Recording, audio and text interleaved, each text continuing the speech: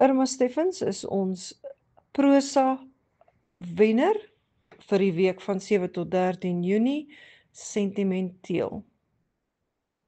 Haar heel laaste briefie. Versigtig vou ek die voorgeleesde briefie oop. Datum 18 Januarie 1996. Ma het dit op haar laaste verjaarsdag geskryf.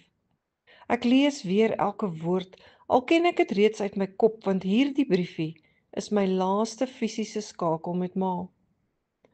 Haar stem kan ek nie na al die jare nie meer hoor nie, maar hierdie brief is my kleinoot.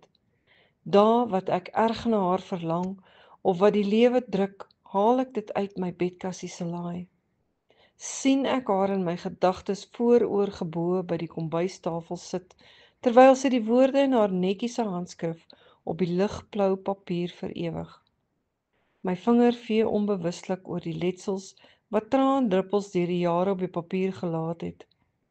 Deesdae huil ek nie meer wanneer ek dit lees nie. Dis net 'n stil verlange na die vrou wat eens my anker was.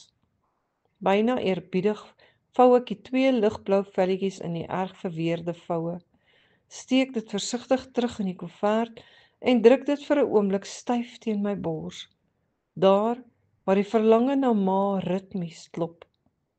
Daarna sit ek dit op ma se geblomde kantsakdoekie in die laai terug en stoot dit sagkens toe.